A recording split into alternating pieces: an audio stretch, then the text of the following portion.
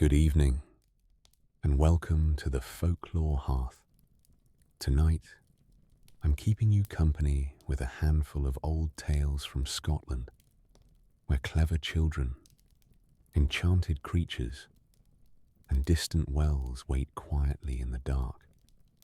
We'll begin with Whuppity Stoorie, before wandering through stories such as Assipattle and the Stoor Worm. If you genuinely enjoy these gentle tellings, you're welcome to like the video or subscribe, but only if it feels right for you. I also love seeing who's listening from where and what time it is for you, so you can share that in the comments whenever you like. For now, perhaps dim the lights, settle beneath the covers, or let a fan turn softly in the background. Take a slow breath, let the day grow quieter, and listen with me as our first Scottish tale begins. There was once a poor woman who lived in a little house at Kittle Rumpit, where the hills folded into one another and the sea could sometimes be heard beyond the heather, though it was hidden from sight. Her house stood at the edge of a moor, with a low roof of thatch, a small chimney, and a door that swelled in damp weather and needed a gentle shoulder to close it.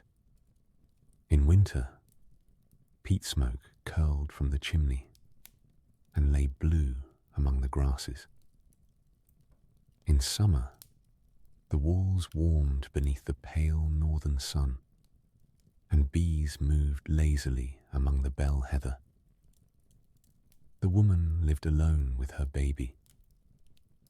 She had no husband to bring home a wage, and no grown child to help with the daily work. But she was accustomed to the quiet rhythm of her days. At dawn, she rose from her narrow bed, wrapped the baby in a woolen shawl, and set a little pot above the fire. She swept the earthen floor, fetched water from the spring, and mended what could be mended. Her hands were often rough from work, yet she kept them gentle when she lifted her child. Behind the cottage, in a small pen of stones and hazel branches, she kept a pig. It was not a grand pig, but it was a good one, round in the body and sound in appetite. The woman looked forward to the day when it might be sold, for the money would buy oats, salt, perhaps a little cloth for the baby's next shirt. Each morning she carried scraps to the pen, and the pig would snuffle happily in the straw, its ears twitching at the sound of her footsteps. Then, one morning, the pig would not eat. The woman knelt beside the pen and called softly. She offered it warm mash, then a little milk, then the best scraps she had saved from supper. The pig only lay in the straw, breathing slowly. Its eyes were dull and its sides rose and fell beneath the coarse hair. The woman felt a heaviness settle in her chest. Without the pig, there would be no money for food, and the small store in her cupboard was already dwindling. She brought water from the spring and washed the pig's face. She rubbed its ears and spoke to it as though it were a worried child. The baby slept in a basket near the cottage wall, making small sighs beneath the woolen cover. Outside, rain began to touch the thatch, softly at first, then with a patient, steady sound. The woman sat between the sleeping baby and the ailing pig, listening to the rain and the peat fire. She wondered what she could do. She had no doctor nearby, and no money to call one from the village. She knew a few country remedies, learned from older women. Tansy, perhaps, or mint, or warm broth. But none seemed likely to help, and the pig grew weaker as the day passed. Toward evening, when the sky had turned the colour of pewter, there came a tapping at the cottage door. The woman looked up. No one visited her at that hour, especially in such weather. Still, she rose and opened the door. On the threshold stood a strange little woman, dressed all in green. Her gown was the green of moss after rain, and over it she wore a cloak that shimmered like leaves when a cloud passes over them. Her hair was dark and shining, though her face was old and fine-boned, with bright, watchful eyes. Water did not seem to cling to her, though the rain fell around her in silver threads. "Good evening," said the green-clad woman. "Good evening," answered the mother, keeping one hand near the baby's basket. "I have heard that your pig is ill," said the visitor. The mother glanced toward the pen. "It is ill indeed. I fear it will not live. Let me see it." There was something peculiar in the request, and something even more peculiar in the calm way it was made. Yet the woman was tired, frightened, and grateful for any hope. She led the visitor behind the cottage, where the rain darkened the stones, and the pig lay curled in the straw. The green woman bent over it.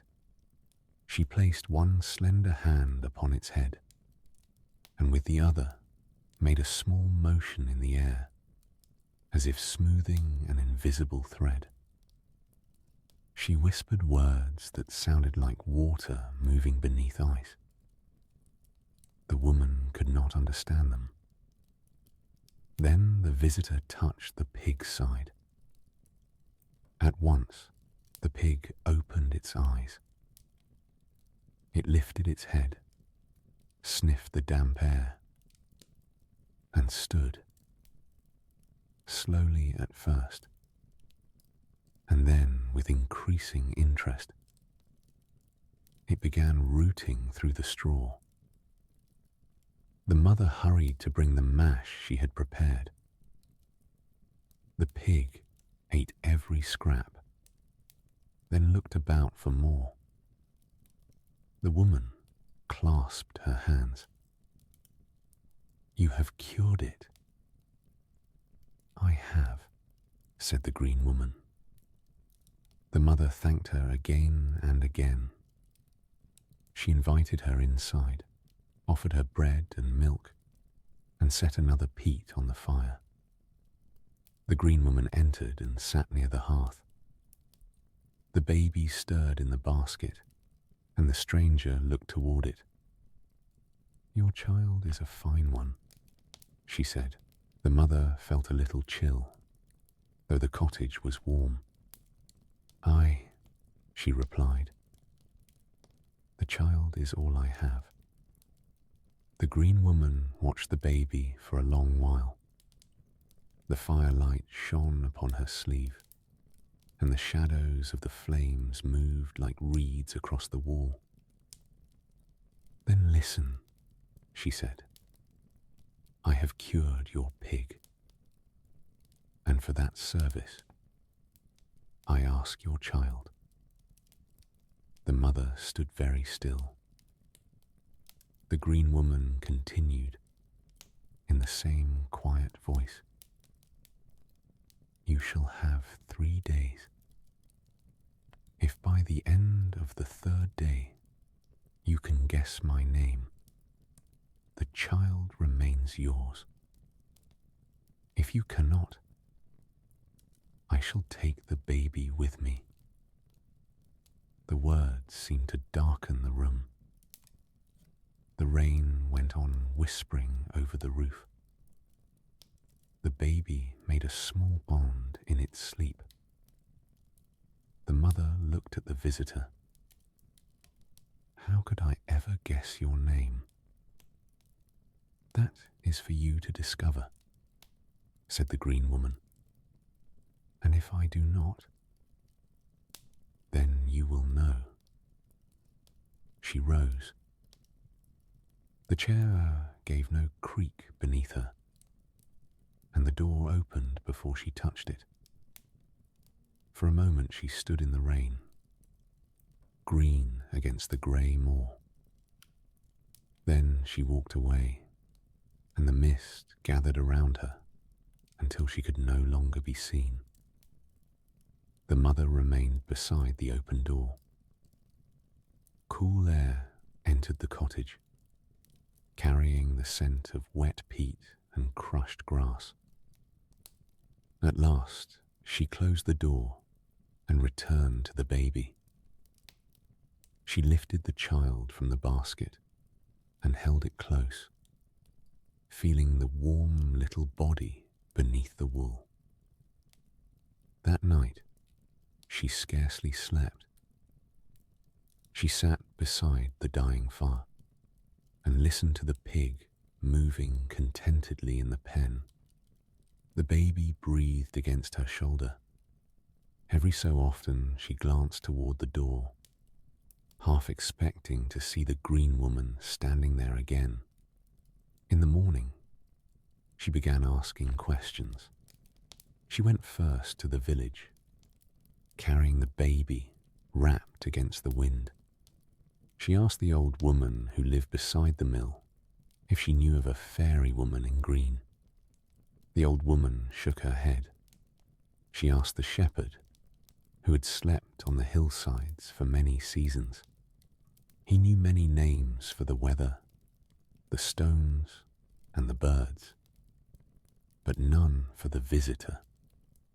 She asked a fisherman mending his nets by the shore. He had heard strange voices in sea caves, but he could offer no name. All day, the mother wandered from house to house. Some people suggested common names: Alison, Elspeth, Margaret, Janet. Others spoke of names belonging to the old stories, names of queens beneath hills, names of women who appeared at wells, names that had been carried away by the wind. She remembered each one, but none felt right. When evening came, she returned home with aching feet. The pig was well, and the baby slept, but the mother's heart felt no lighter. She placed the child near the fire and sat beside it, turning the guest names over in her mind like pebbles. The second day passed in much the same way. She searched the village, the moor, and the paths between the hills. She looked for signs of the green woman. A footprint in the mud, a thread caught on a thorn, a glimmer between the trees. But the land offered only rain-washed stones, bent grasses, and the small movements of birds. As the afternoon faded, she climbed into the woods beyond the moor. The trees there were old birches and rowans, with darker pines gathered behind them. Moss covered the roots, and the earth smelled rich beneath the fallen leaves. The mother carried her baby close, sheltered beneath her shawl. She was tired enough to sit upon a stone and weep. Yet even in her sorrow, the wood was gentle. Water dripped from branch to branch. A thrush called once, then became quiet. Far above, the wind moved through the treetops with a sound like a long breath. The mother rested her forehead against the baby's soft hair. "What shall I do?" she whispered. Then, from somewhere deeper in the forest, she heard singing. It was a thin, merry little song, oddly cheerful in the dim wood. The singer's voice rose and fell among the trees. The mother listened. There were words in the song, though at first she could not make them out. She stood carefully and followed the sound. Between the trunks she saw a small clearing. In the middle of it stood a mound of earth, bright with tiny flowers. Upon the mound sat the green woman. She was turning a little spindle in her hands, though no thread could be seen. Her cloak spread around her like a patch of moss, and she sang to herself with great satisfaction. The mother hid behind a birch tree. The song came clearly now. Whuppity Stoorie, Whuppity Stoorie. There is none who knows my name. Whuppity Stoorie. The mother scarcely dared to breathe. She listened as the green woman sang the name again, pleased with her secret and certain of her victory. Whuppity Stoorie, whispered the mother to herself. She repeated it silently until she knew she could not forget. Then she stepped away from the tree and began the long walk home. The forest seemed changed as she went. The shadows were no longer heavy. The wet leaves shone beneath the fading light, and the path, though winding, felt familiar beneath her feet. She did not run. She did not call out. She simply walked, carrying her secret carefully, as one carries a warm coal in a small iron pan. By the time she reached the cottage, the sky above Kittle Rumpet had opened into a pale, clear evening. The last light rested on the roof, and the smoke rose straight from the chimney. She fed the baby, settled it by the fire, and gave the pig a little more mash. Then she waited. On the third day, the green woman returned. She came just as the morning mist was lifting from the moor. The mother heard no knock, but when she looked up, the visitor was standing inside the cottage. Her green gown was dry, and her eyes were bright with expectation. "Well," she said, "have you learnt my name?" Now the mother had her secret folded safe inside her, and with it, some of her courage had come back. She thought she might play a little, the way one does when the fear has gone out of a thing. So she let her shoulders droop and made her voice small and sorrowful. "Ah, I am only a poor woman," she said, "and no scholar of names. Might I not give you something else instead? Take the pig. It is well and fat now, thanks to you, and would fetch a good price at market. The green woman waved one hand. I have no use for a pig. Then take me, said the mother, pressing a hand to her heart as though in despair. I will keep your house and spin your wool, if only you leave the child. The green woman's mouth curved, not unkindly, and she shook her head. I did not cross the moor for a serving woman. It is the bairn I came for, and the bairn I mean to have. She lifted one finger. Unless you can tell me my name. The mother let the silence stretch. She glanced at the baby, then at the fire, and then toward the window where the pig was peacefully rooting in the pen. She spoke a name slowly, as though guessing. Are you called Alison? The green woman shook her head. Is it Elspeth? Again the green woman shook her head, and something pleased crept into her eyes. Margaret? Janet? No, said the green woman. No, and no. She was smiling now, certain of her prize, and she reached toward the basket. The mother waited one moment more. The baby's fingers curled around the edge of the blanket. A little rain began tapping the window. Then perhaps, she said gently, rising, your name is Whuppity Stoorie. The green woman's face changed. For one moment she stood perfectly still. Then her mouth tightened. Her eyes flashed, and the green of her clothing seemed to deepen like leaves beneath a sudden cloud. She stamped one foot upon the floor, though the sound was no louder than a dropped spoon. You have found it, she said. The mother gathered her baby into her arms.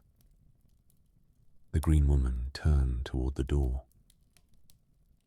Whuppity Stoorie, she muttered, as though the name itself had become an irritation. Whuppity Stoorie. Then she went out across the moor. The mist closed around her, and soon there was no sign that she had ever stood in the cottage at all. The mother remained by the hearth, holding her child. The fire settled into a bed of red coals. Outside, the pig moved through the straw, healthy and content. A bird called from the hazel bushes, and somewhere beyond the hills, the sea made its slow, unhurried sound. The woman did not know whether Whuppity Stoorie would ever return. Perhaps the green woman wandered still among the woods, singing her name to herself. Perhaps she found another path beneath the hills, and forgot the little cottage at Kittle Rumpet. The mother did not trouble herself with such questions. She had her baby. She had her pig. She had bread enough for supper and peat enough for the night. So she banked the fire, closed the door, and sat in the warm lamplight while the child slept against her. The wind moved softly over the thatch. Rain touched the roof and slipped away. In the small stone house, beneath the darkening sky, all was safe for the moment. And if, in the deep woods, a green-clad creature still sang of Whuppity Stoorie,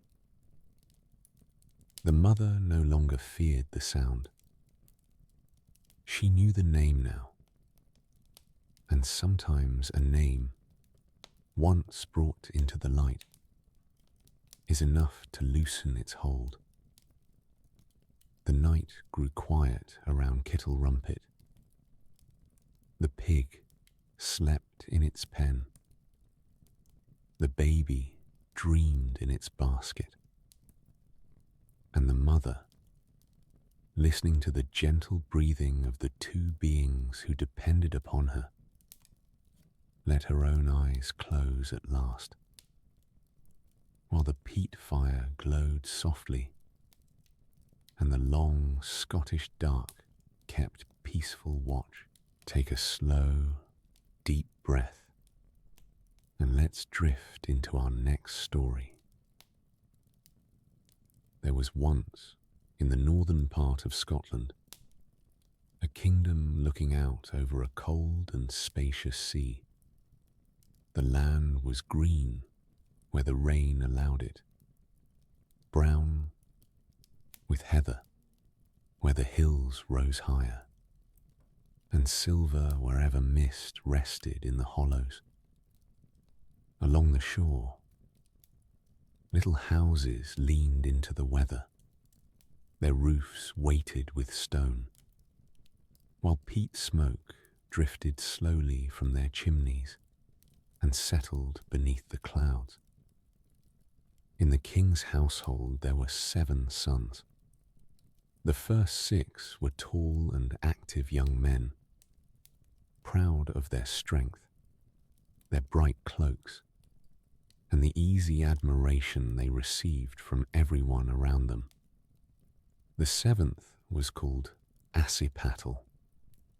He was smaller than his brothers, quieter, and given to wandering in thought, while the others practiced with sword and spear. He might sit beside the hearth, gazing into the red heart of the peat, as though he saw distant countries moving there, because he often lay among the ashes, with soot upon his sleeves and his hair untidy from the warm stones. His brothers mocked him. They called him the ash-sitter, and laughed when he spoke of things beyond the headland, or wondered about the creatures beneath the sea. The servants smiled too, and even those who pitied him rarely thought him capable of anything important. Yet Assipattle did not seem troubled by their laughter.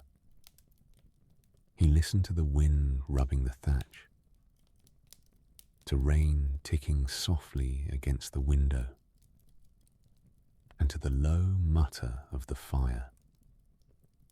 He noticed small things, which boats rode lightly over a swell, where the tide turned beneath the cliffs, and how long a peat would smoulder after its flame had gone.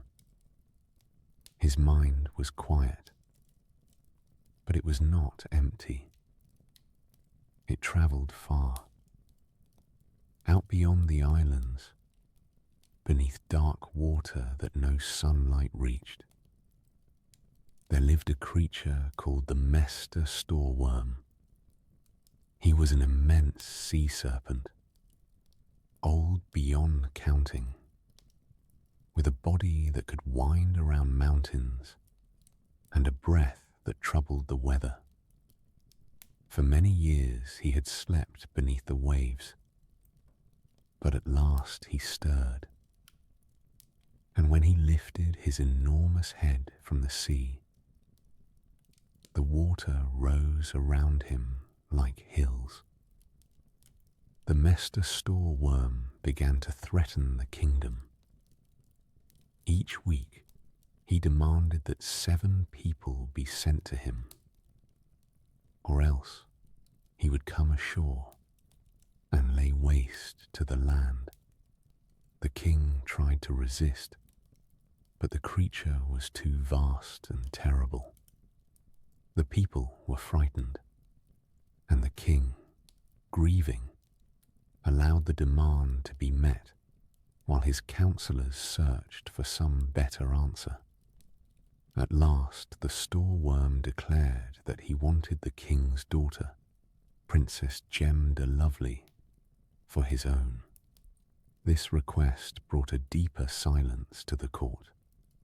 The princess was dearly loved, and no one could imagine sending her into the sea.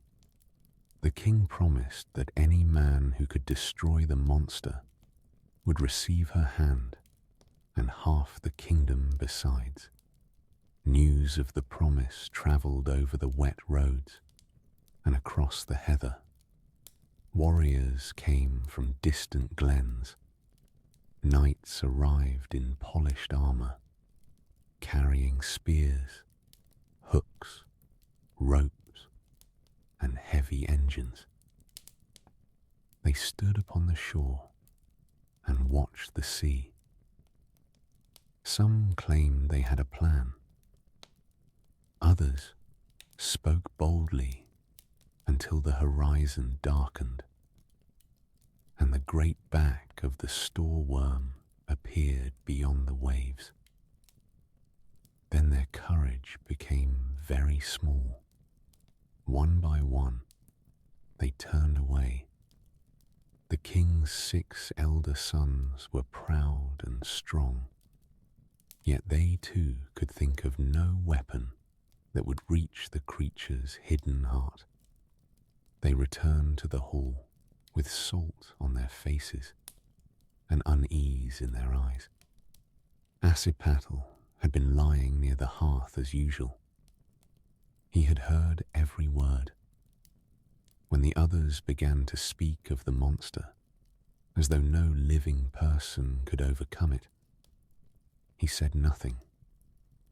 But a plan began to move quietly in his mind.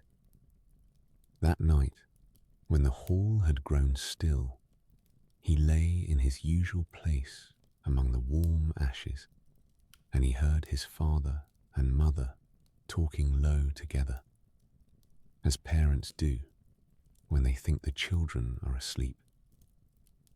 They spoke of the king's own horse, Teat Gong, the swiftest creature in all the land, a horse that could outrun the very wind if only one knew the secret of him. And his father, who tended the beast, let slip how the secret went.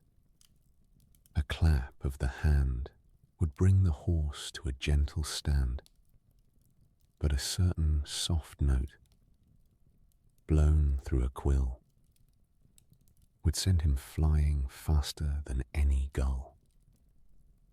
Assipattle lay quiet and listened, and remembered every word. Before the first light, while the household still slept, he slipped out to the king's stable. He spoke kindly to Teat Gong and clapped him once, so that the great horse stood calm, and he led him out into the cold. Then he climbed upon his back and blew the soft note he had learned. Teat Gong sprang away over the heather like a shadow crossing water, and the dark hills passed swiftly beneath them. Long before anyone could wonder where the ash-sitter had gone, the horse had carried him down to the edge of the sea. The air was cold and tasted of salt. A little boat lay pulled above the tide, its boards creaking gently as it moved in the wind. Assipattle placed a smouldering peat in a small iron vessel, covering it carefully so that it would keep its heat without giving off a bright flame. Then he climbed into the boat and pushed away. The sea was broad and grey. The shore grew smaller behind him, with the king's halls and the low cottages gathered beneath their roofs. Assipattle rode steadily. He did not hurry. The gulls moved overhead, white against the cloud, and long ribbons of weed drifted below the boat. At times the oars dipped into water, so still that their reflections remained beside them. Far out, the sea began to change. The surface lifted and settled in slow, heavy folds. A shadow passed under the little boat, so large that Assipattle could not see its edges. He held the oars still and listened. There was no roar, only the deep movement of water around something ancient. The Stoor Worm rose. His head appeared beyond the mist, and then his long neck, shining with seawater. The creature's eyes were like dark windows in a cliff. As the sun lifted at the edge of the world, the great worm yawned, slow and wide as the opening of a cavern.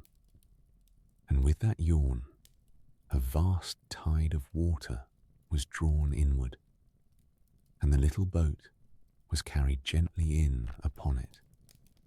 Then the sea closed over, and the world outside disappeared into a warm darkness. Inside the Stoor Worm, there was a strange, echoing vastness. Assipattle found himself carried along as the monster moved through the sea. The walls around him trembled with the creature's breath, and the air was warm, damp, and heavy.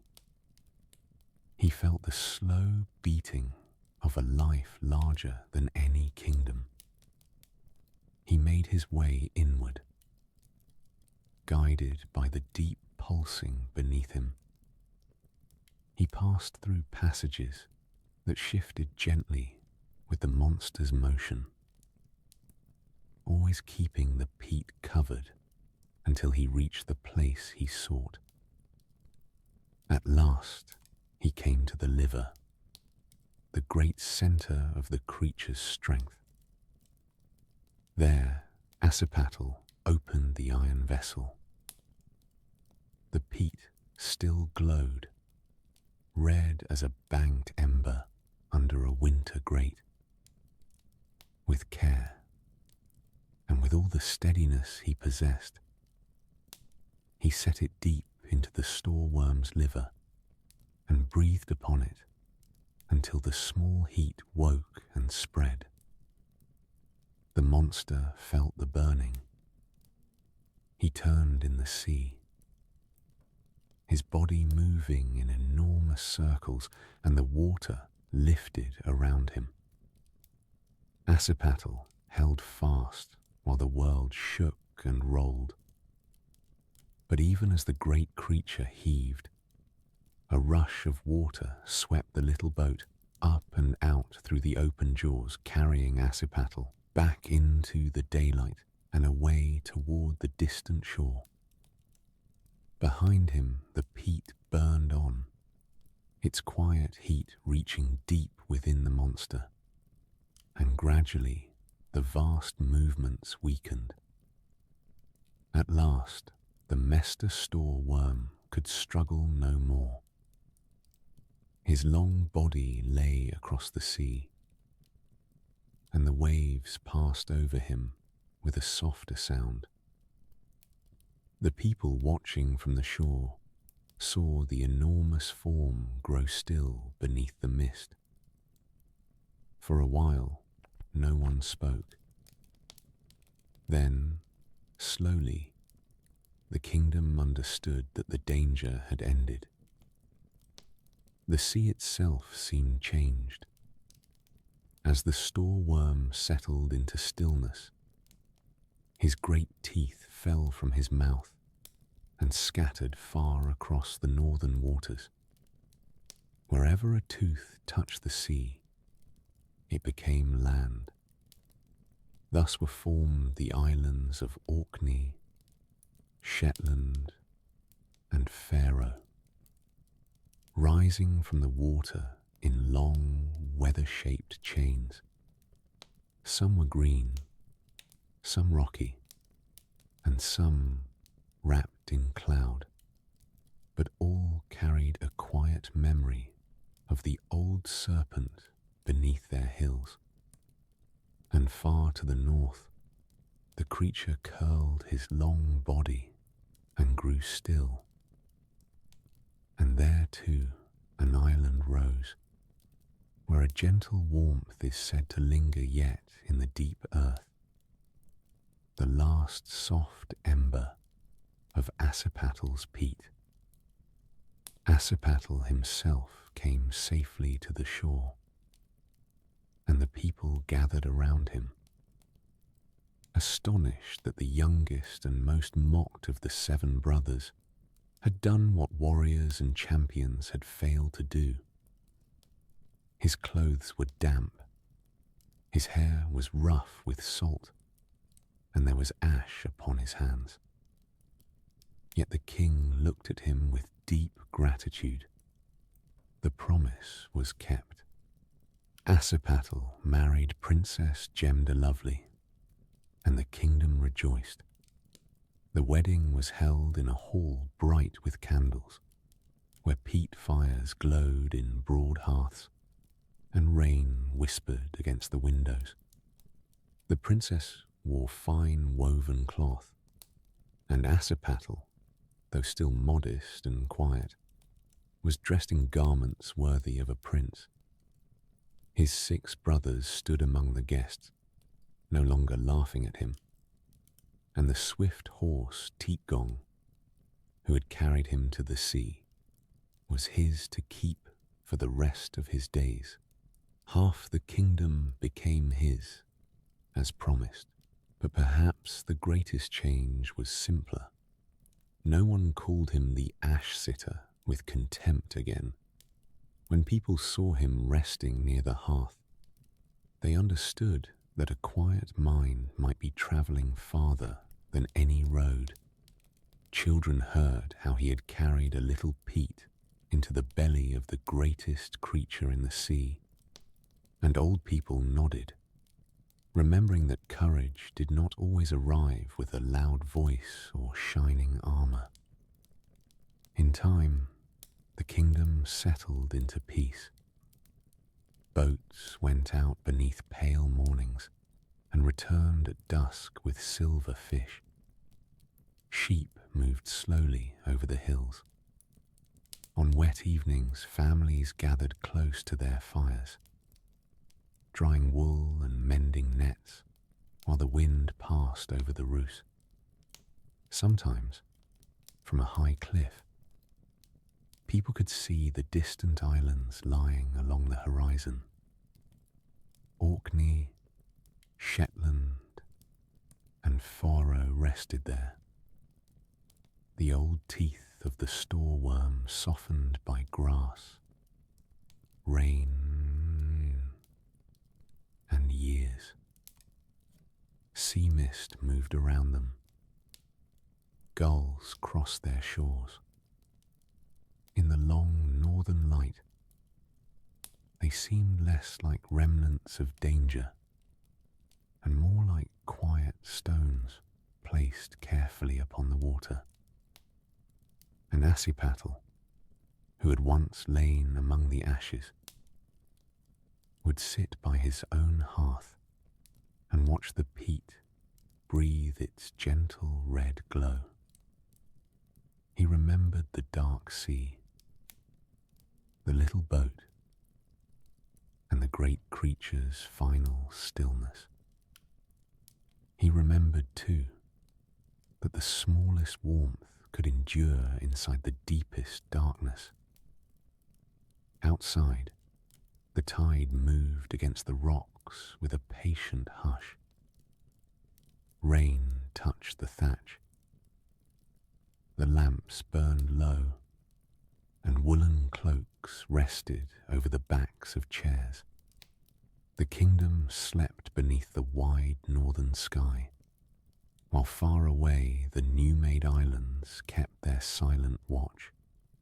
So they say that whenever the fire settles into embers, and the sea is quiet beneath the stars, Assipattle's story may be heard again. Not loudly, but like a thought carried over water. It tells of a dreamer who noticed what others overlooked, of a little boat that crossed a vast sea, and of a steady heart that found its way through darkness. And after the telling, the hearth grows warm, the wind grows mild, and all the scattered islands lie peacefully beneath the moon. You're doing wonderfully.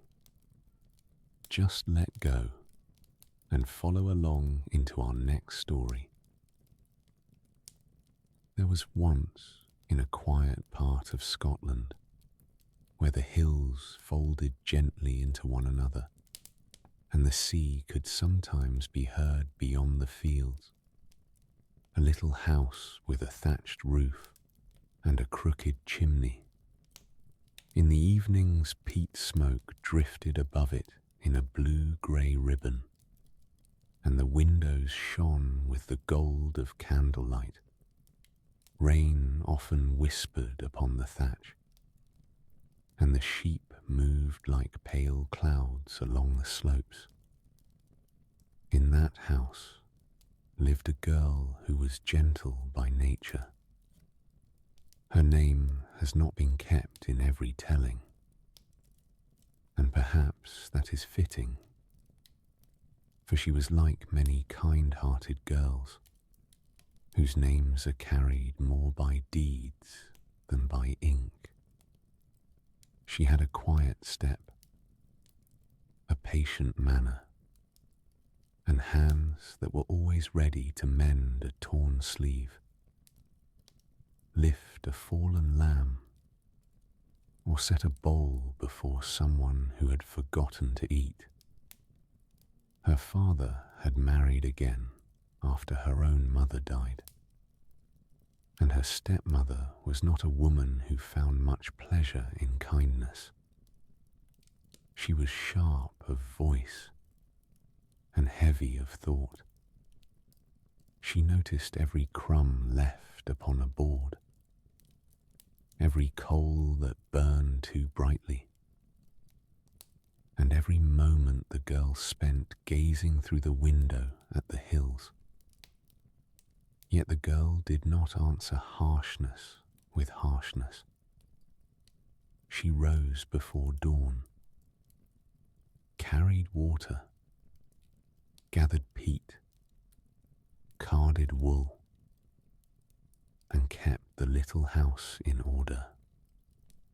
One morning, beneath a pale sky washed clean by rain, the stepmother took down a sieve.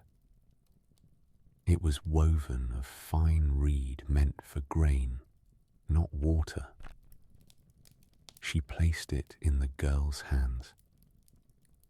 "Go to the well at the world's end," she said, "and bring me this sieve full of water." The girl looked at the sieve. Light passed through its delicate mesh, and she understood at once that the task was impossible.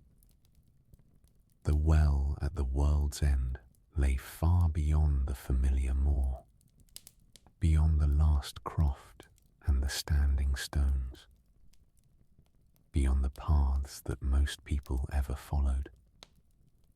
Still, she bowed her head.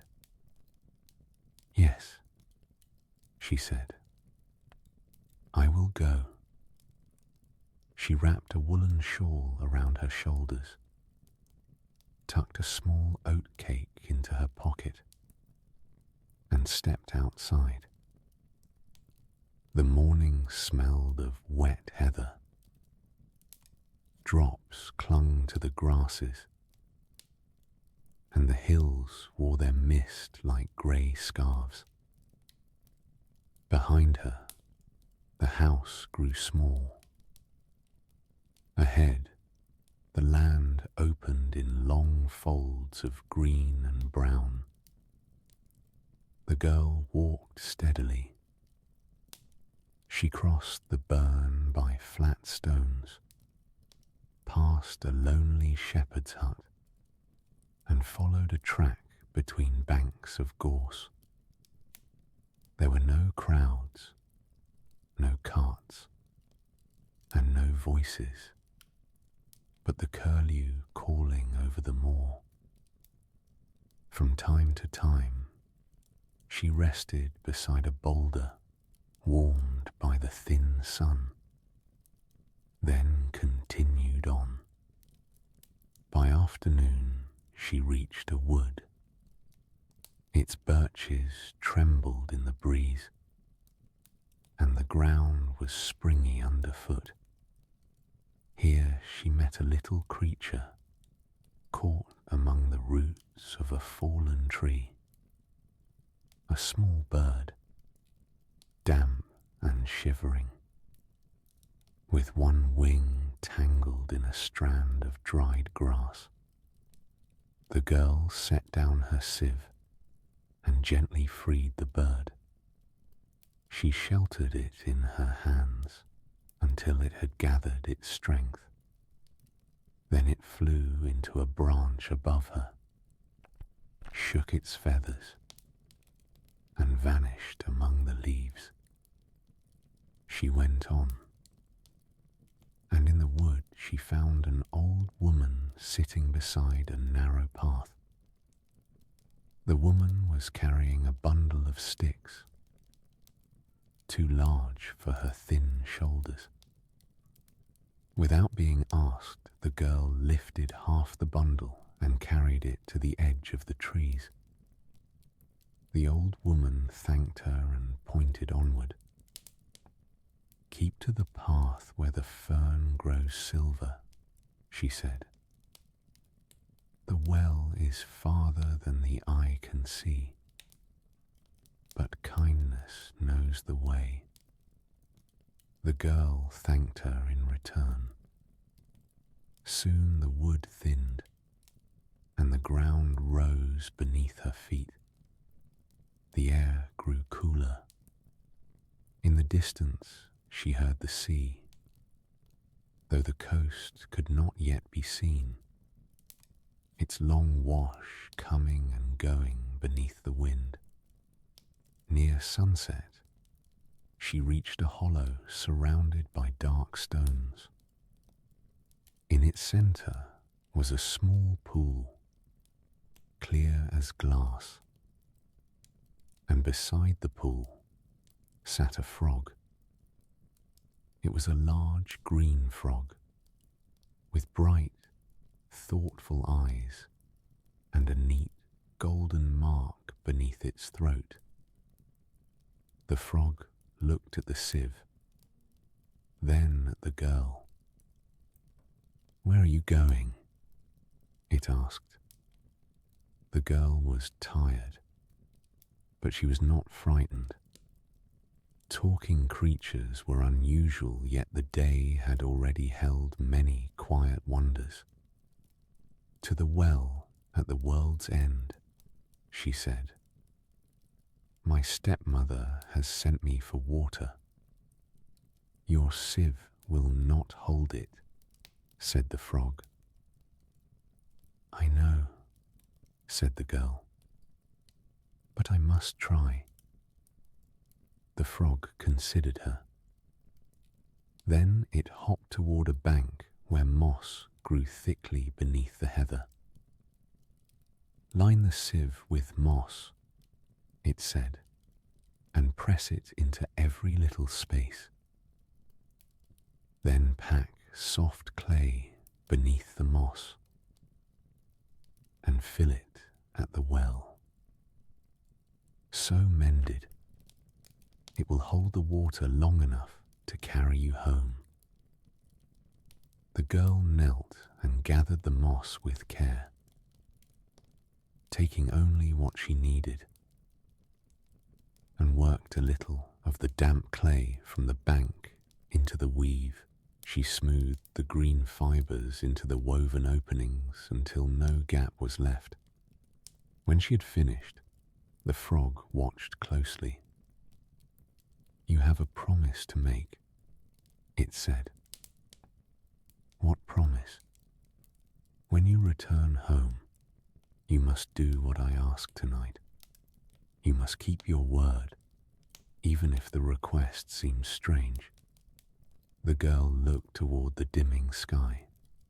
She thought of the long road home, the stepmother waiting, and the frog sitting quietly beside the pool.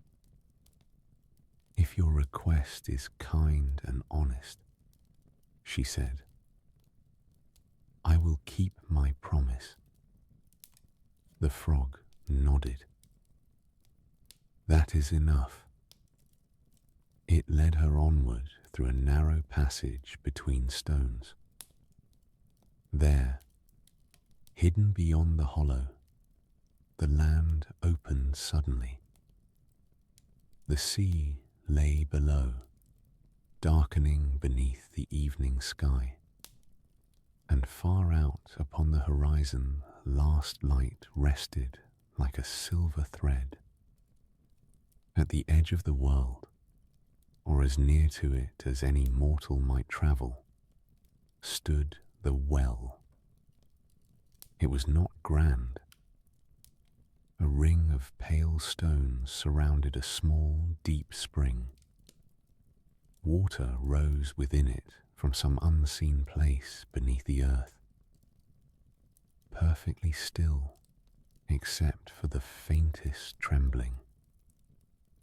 Around the well grew white flowers that opened only as daylight faded, and their scent drifted up, delicate as rain upon stone.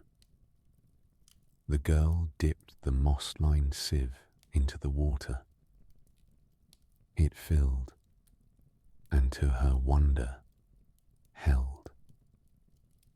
Not a drop slipped through. She thanked the well in a whisper, thanked the frog, and began the long journey home. Night gathered around her gently. The first stars appeared above the hills. The path was easier to follow than she had expected, for the water in the sieve gave off a faint, silvery glow. The girl walked by that quiet light, hearing the rustle of grasses and the far-off wash of the sea. At last, she reached the house. Her stepmother was waiting beside the fire. "You have returned," she said. "And the water." The girl placed the sieve upon the table. It remained full. The water shone like moonlight in the reedwork. The stepmother stared. She had intended the task to fail, and the girl's success displeased her. Yet she could find no fault in the water, which was clear, cold, and sweet. "Put it by the hearth," she said. "Now go to bed." The girl was about to obey when a small voice rose from beyond the door, half speaking and half sung. "Open the door, my heart, my own. Open the door to me. Remember the word we two have spoken down by the world's end well." The frog had followed her the whole long way, It sat upon the doorstep, its green body bright in the firelight, spilling through the gap. The girl remembered her word at once, but the stepmother, who set great store by a bargain when it suited her, said sharply that a promise made was a promise kept, and that she would have no broken word under her roof. So the girl opened the door and lifted the frog carefully inside. "What is that creature doing here?" the stepmother asked, frowning all the same. "I promised to do what it asked," said the girl. The frog spoke again. "Set me beside you at supper." So the girl placed the frog upon the bench beside her. She set down a little saucer of milk, though the frog asked for none, and she ate her oat cake while the fire settled into glowing coals. The night deepened. Rain began against the thatch, steady and low. The frog asked to sleep upon the girl's pillow. The request was unusual, but she had promised, and so she made a small place for it upon the linen. Then the frog asked that she carry it upstairs. The girl did so, holding it gently in both hands. Its skin was cool, and its small feet rested against her palm. At the bedside, the frog asked to be laid upon the pillow beside her. The girl did as she had said she would. She did not complain, nor did she make the creature feel unwelcome. Outside, the wind moved around the chimney, and somewhere far away, an owl called once and was silent. For a little while, nothing happened. The girl listened to the rain. She heard the frog breathing softly beside her. The room smelled of wool, peat ash, and the lavender hung in a small cloth bag near the bed. Then the frog asked her to lift it once more and set it gently upon the floor. The girl leaned across the pillow and did so. At that moment, the room filled with a quiet silver light, brighter than moonlight, but gentler than a candle. The frog's green shape seemed to loosen, as if a long-held shadow had been lifted from it. Where the frog had been, there now stood a young prince. He wore a simple dark coat, travel-worn from long wandering, with a narrow silver clasp at the throat. His hair was damp with the night mist, and his face held the weariness of someone who had spent many years beneath an enchantment. Yet his eyes were warm and grateful. He told the girl that he had once been a prince of a neighboring land. Through the ill will of an enchantress, he had been changed into a frog and sent far from his home. Only a person who could reach the well at the world's end, accept help with humility, and faithfully keep a promise through the night, could set him free. The girl listened quietly. She was more surprised than afraid. She thought of the bird in the wood, the old woman with her sticks, the moss beneath the heather, and the frog's patient guidance. None of these things had seemed like tests. They had simply been small chances to be kind. By morning, the story was known to the household. The stepmother, who had expected the girl to fail, could scarcely believe what had happened. The prince spoke courteously to her, but he did not allow her unkindness to govern the day. He thanked the girl for her courage and her faithful heart, and he invited her to come with him to his own country. Before they left, the girl looked once more at the little house beneath its crooked chimney. She remembered the peat smoke, the rain, and all the ordinary mornings she had endured there. She did not carry anger with her. She carried only what was useful: her shawl, her oatcake tin, and the kindness that had already opened the road. The prince took her across the hills, where the heather brushed their boots and the wind moved through the grass.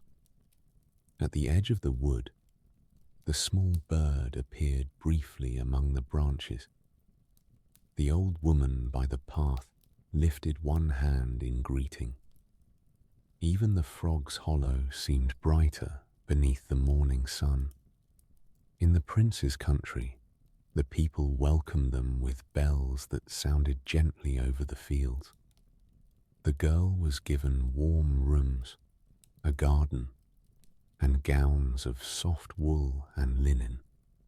But the richest reward was not gold or silk. It was the peace of living among people who valued a gentle heart. The prince remembered every creature who had helped along the road. Moss was gathered respectfully from the hills. The old woman was given a comfortable cottage, and the little bird found a sheltered garden where it could nest. The girl saw that kindness, once set in motion, often travelled farther than anyone could know. As for the well, it remained at the world's end, quiet beneath its ring of pale stones. Travellers sometimes came to it at sunset.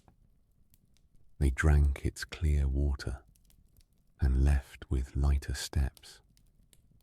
The white flowers opened around them, and the tide moved far below the cliffs. And when evening came in the prince's country, the girl would sometimes stand beside her window. She would hear rain upon the roof, wind among the heather, and the distant murmuring tide. In memory, she would see the sieve filled with shining water, the frog beside the pool, and the road leading home beneath the stars. Then she would close the shutters, let the fire sink low, and rest in the knowledge that no sincere kindness is ever wasted. Somewhere beyond the hills, the well at the world's end continued to rise from the dark earth, clear and patient, holding the quiet reflection of the moon. And so the night settled softly over Scotland, over moor and cottage, over sea and stone, while the girl slept peacefully, her promise kept, her heart at rest. There's no need to rush. Just breathe and let the next story find you.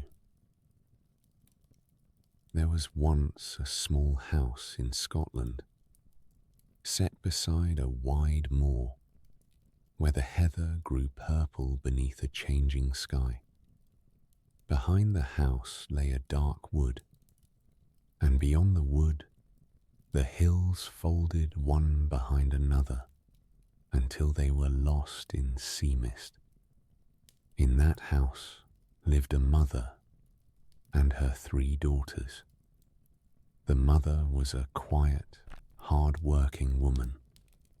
She carded wool by the fire, baked oat bannocks on the hearthstone, and kept a little garden where thyme and kale and yellow marigolds grew among the stones. Her daughters helped as they could. The eldest was sensible, the second was clever, and the youngest, whose name is sometimes given as Isabel, was gentle and thoughtful with a heart that listened carefully to small things. One evening, as rain moved softly over the thatch and peat smoke curled toward the rafters, the mother looked at her daughters and wondered what futures waited for them. She asked each in turn whom she would marry. The eldest said she would marry a handsome man. The second said she would marry a wealthy man. But the youngest, after looking into the fire for a while, answered that she would marry the one who came for her. Not long after, a strange visitor appeared on the moor. He was a great black bull larger than any the sisters had ever seen.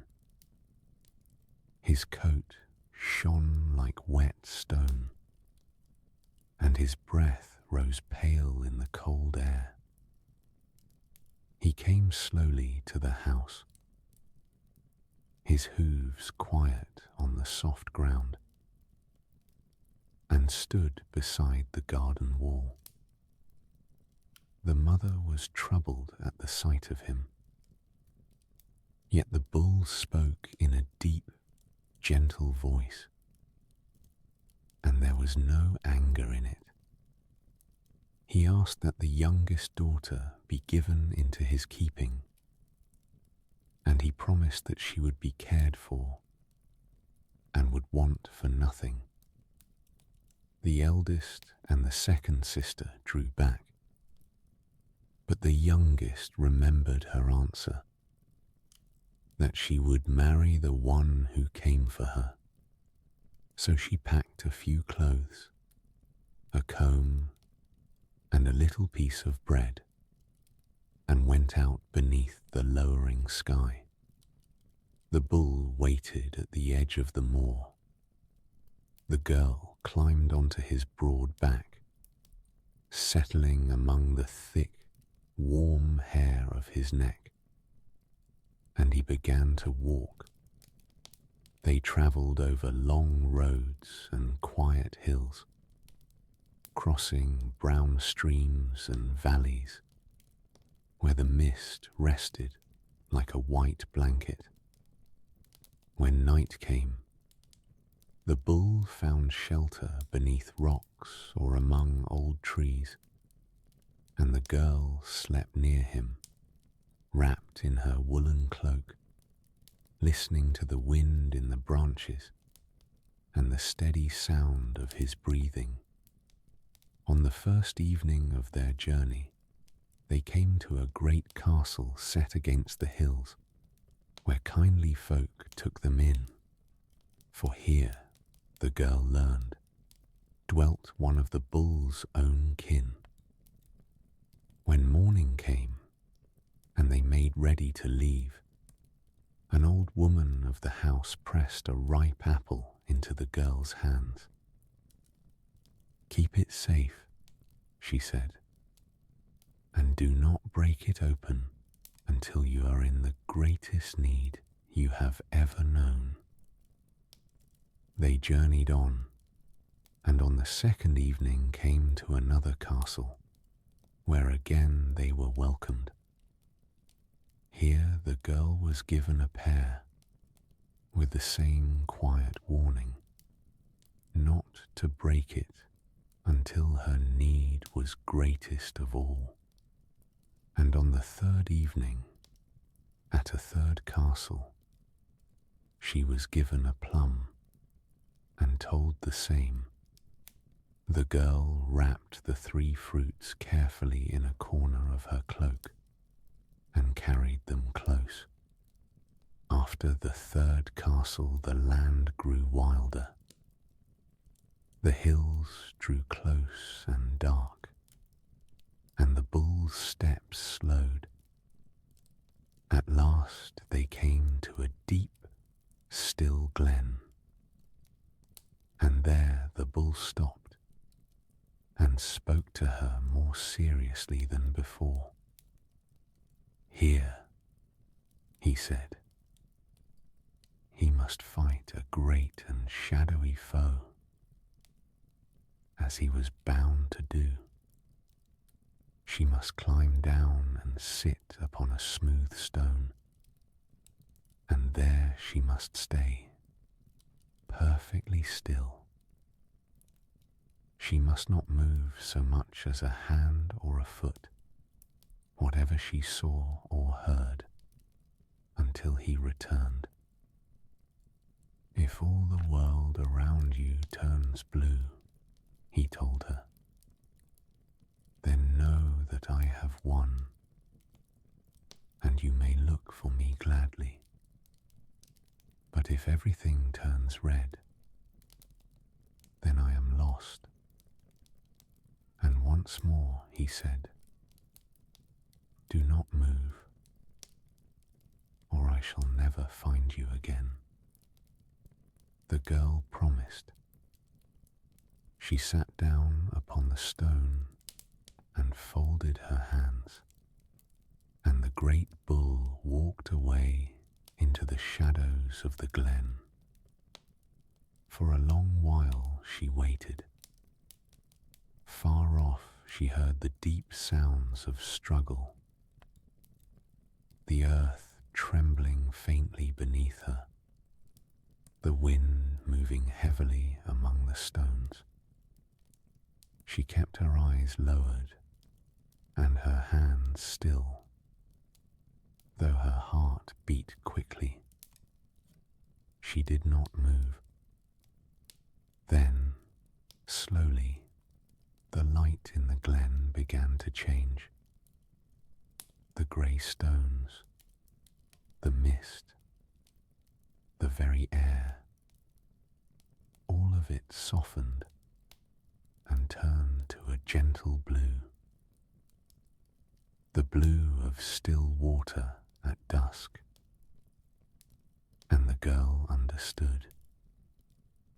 The bull had won. Joy rose in her so suddenly that she forgot herself. She lifted one hand toward that beautiful, spreading blue. Only a little, only for a moment. But it was enough. At once the enchantment shivered and broke, like a thin sheet of ice upon a pool. From somewhere in the glen came a single sorrowful cry. When the girl looked up, the blue light was fading, and she was alone among the stones.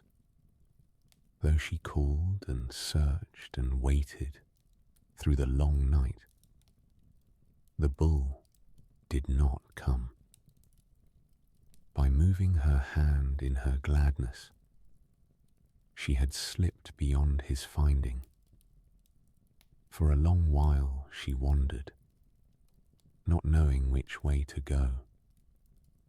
At last she came to a small house where an old woman sat beside the fire, and there she was taken in and given warm broth and a place to rest. When the girl told her story, the old woman nodded slowly, as though she had heard of such things before. The bull, she said, had been an enchanted prince. and the breaking of the spell had carried him far away, to a distant kingdom beyond a great hill of glass. If the girl truly wished to find him again, she would have to cross that hill, and no one could climb it in ordinary shoes, for its sides were smoother than ice. She would need shoes of iron, and those could only be earned. So the girl went to a smith who lived nearby and asked for work, and there she stayed and served for 7 long years, carrying water, tending the forge fire, learning the patient craft of the hammer and the anvil. And when the 7 years had passed, the smith, in thanks, forged for her a pair of iron shoes, sturdy and sure. The girl thanked him and set out for the hill of glass. It rose smooth and shining beneath the sky, so steep and so slick that without the iron shoes not even a small stone could rest upon it. But the iron gripped where nothing else could, step by careful step, resting whenever she found a narrow ledge. She climbed, through pale morning, through the quiet of noon until the stars came out one by one, and the moon shone on the glass. And at last, patient and weary, she came down the far side. On the other side stood a grand castle, its roofs bright with rain. Near it lived an old washerwoman and her daughter, and it was there the girl stopped to ask for shelter and work. She learned that a great knight lived in the castle, a knight who had come from far away under some old shadow, and who was soon to be married. There was, they said, a shirt of his that no washing could ever set right. A stain lay upon it that no hand had been able to lift, and it was told that whoever could wash it clean would be the one he married. The washerwoman had tried, and her daughter had tried, but the mark would not come out. The girl asked if she might try. She took the shirt to the cold river and washed it gently, and beneath her patient hands the stain lifted away like mist, until the cloth lay clean and white. But when the washerwoman saw it, she claimed that her own daughter had done the work, and the knight was told that the daughter was the one who had washed the shirt clean. And so the wedding was set to go on as before. Now the girl had come to the greatest need she had ever known. She remembered the 3 fruits she had carried so far. Quietly, she broke open the apple, and out of it spilled a handful of jewels, bright as morning dew. She carried them to the washerwoman's daughter and offered them all, asking only one thing in return: to be allowed to sit beside the sleeping knight for a single night. The daughter, greedy for the jewels, agreed. But before the knight slept, she gave him a warm cup with a sleeping draught stirred into it, so that he would not wake. That night, the girl sat beside him in the quiet chamber and sang softly 7 long years I served for thee, the glassy hill I climbed for thee, thy shirt I washed white for thee. And wilt thou not waken and turn to me? But the night slept on and did not stir, and when morning came, she had to leave him. The next night she broke open the pear, and out of it came jewels finer than the first. Again she gave them to the daughter, and again she was allowed into the chamber, and again the knight was given the sleeping draught, and slept, and did not wake, though she sang her gentle plea through all the quiet hours. On the third night she broke open the plum, and its jewels were the finest of all. Once more she gave them away for a place at the knight's side. But that day one of the knight's own servants, who had heard the strange sweet singing on the 2 nights before, spoke to him quietly and told him not to drink the cup he was given that evening. So the knight only pretended to drink, and lay still, and waited, and in the quiet of the night he heard her voice at last. 7 long years I served for thee, the glassy hill I climbed for thee, thy shirt I washed white for thee, and wilt thou not waken and turn to me? The knight opened his eyes and turned, and knew her at once. Though years had passed and both had travelled far, he remembered everything: the moorland house, the long ride upon his broad back, the glen, and the girl who had come with him when no one else would. He rose and took her hands, and there was no more enchantment between them, and no more shadow. The false bargain of the washerwoman's daughter was quietly set aside, and no unkindness was done to anyone. The knight and the girl had found each other again, and that was enough. Then the castle seemed to grow lighter. Music drifted through the open windows, and the rain outside softened to a fine silver whisper. The two were reunited, not with sudden noise, but with the deep, quiet joy of travellers who have finally found the same road. In time, they return to the land beyond the hills.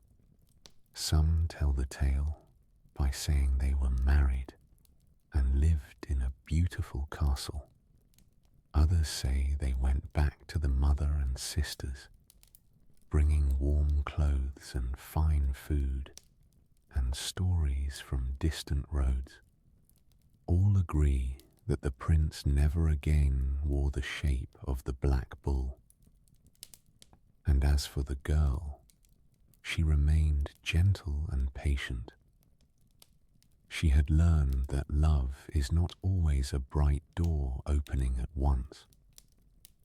Sometimes it is a road through mist, a hand held steady, a small fire kept from the wind. Sometimes it is the courage to climb, slowly, when every surface seems too smooth for human feet, and the patience to sing on 3 nights through, until at last someone wakes and turns. places of Scotland, where peat smoke rises into evening and the sea moves softly beyond the hills, people still remember the great Black Bull of Norroway.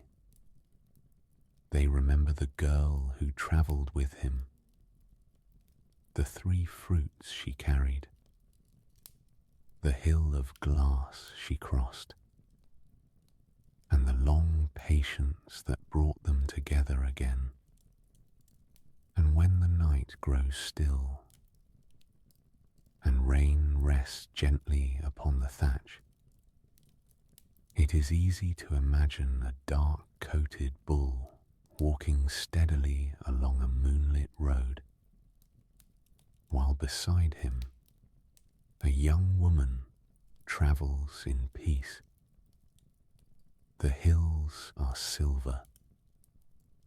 The heather bends beneath the breeze. Far away, a small castle window shines. Beyond it, the fire is warm, the door is open, and there is no more road to climb.